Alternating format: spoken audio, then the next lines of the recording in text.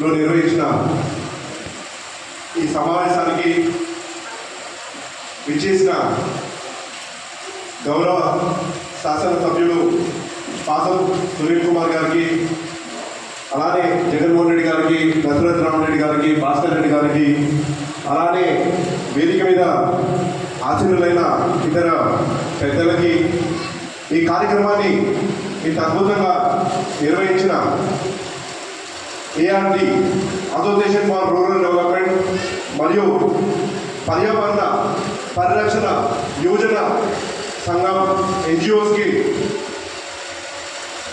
అలానే వేదిక ముందు ఇంత పెద్ద ఎత్తున విచ్చేసిన మీ అందరూ కూడా హృదయపూర్వకంగా నమస్కారాలు, కృతజ్ఞతలు తెలియజేస్తున్నాను.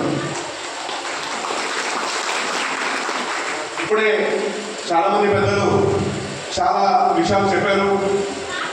ARD సంస్థ అలానే పర్యావరణ పరిరక్షణ యువజన సంఘం ఆధ్వర్యంలో చాలా సంవత్సరాలుగా ఎన్నో మంచి కార్యక్రమాలు అణగారిన వర్గాలకి, గిరిజనులకి, మత్స్యకారులకి ఎన్నో కార్యక్రమాలు చేపడుతున్నామని చెప్పడం జరిగింది. నేను కూడా ఎన్నో మంచి విషయాలు ఈ NGO ARD సంస్థ చేపడుతున్న ఎన్నో మంచి విషయాలు తెలుసుకోవడం జరిగింది. గతంలో ARD సంస్థ ద్వారా అలానే పర్యావరణ పరిరక్షణ యువజన సంఘం ద్వారా మత్స్యకారులు అలానే గిరిజనులకి వలలు కానివ్వండి, పడవలు కానివ్వండి, అలానే జీవన పరిమాణాలు పెరగడానికి అవసరమైన అన్ని వసతులు కల్పించామని చెప్పడం జరిగింది. అలానే పక్కా గృహాలు, పాఠశాలలు రీమోడలింగ్ చేయడం కానివ్వండి, అలానే అంగన్వాడీ భవనాలు, అలానే సామాజికంగా అణగారిన వర్గాలు ముందుకు సాగడానికి అవసరమైన ఎన్నో కార్యక్రమాలు NGO చేపట్టడం జరిగింది. అలానే ఇక్కడ నేను చూడటం జరుగుతుంది, దాదాపు ఈ సంస్థ ద్వారా 6,754 మంది బాలికలపై పాఠశాలలో ఆర్థికంగా సహాయం చేసి వారందరూ కూడా ముందుకు వాళ్ళ జీవన విధానం మెరుగుపడడానికి, అలానే చదువు ద్వారానే మనమందరం కూడా ఆర్థికంగా ముందుకి, అలానే సామాజికంగా ముందుకు వెళ్ళడానికి అవుతుంది. కాబట్టి వాటన్నిటికీ అవసరమైన ఆర్థిక సహాయం NGO ద్వారా చేపడుతున్నామని చెప్పి ఇందాకే పెద్దలందరూ కూడా చెప్పడం జరిగింది. ఇలాంటి చాలా మంచి కార్యక్రమాలు చేపడుతున్నారు. వాళ్ళు ఇలాంటి కార్యక్రమాలు ఇంకా కూడా చేపట్టాలి, అలానే ఇలాంటి అవగాహన సదస్సులు కూడా చేపట్టాలని చెప్పి, ఇంకా కూడా రానున్న కాలంలో చేపట్టాలని చెప్పి నేను వాళ్ళని మనస్ఫూర్తిగా కోరుకుంటున్నాను. అలానే ఈ రోజున ఇక్కడ ఏర్పాటు చేసిన సమావేశానికి నేను చైర్మన్గా బాధ్యతలు చేపట్టిన తర్వాత మొట్టమొదటిసారిగా గూడూరు నియోజకవర్గానికి రావడం, అధ్యక్షతన ARD అధ్యక్షతన, అలానే ఇక్కడ ఉన్న గౌరవ శాసనసభ్యులు పాసం సునీల్ గారి అధ్యక్షత ఈ సమావేశంలో భాగస్వామ్యం అవడం నాకు ఎంతో సంతోషంగా ఉంది.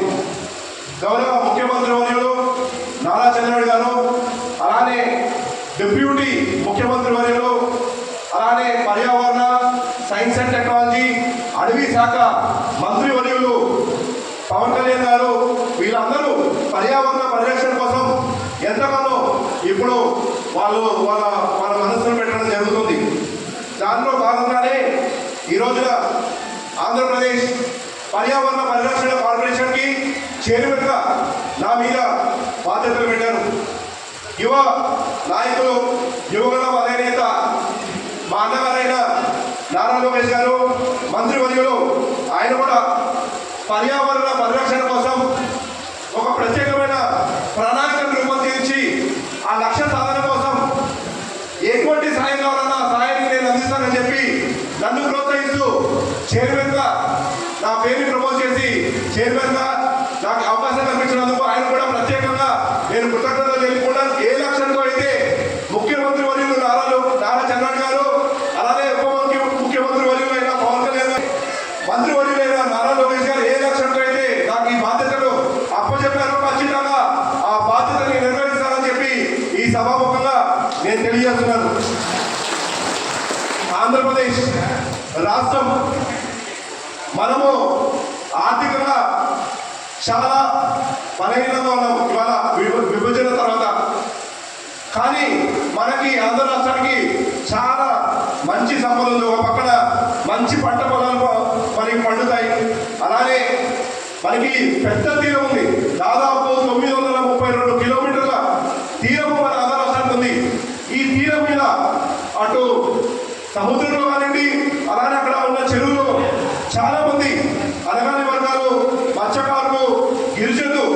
అటు ఇంగ్లాండ్ ఏదైతే మనకి చెరువులు ఉంటాయో చెరువులు కానివ్వండి, అలానే అక్కడున్న ఈ కాలువలు కానివ్వండి,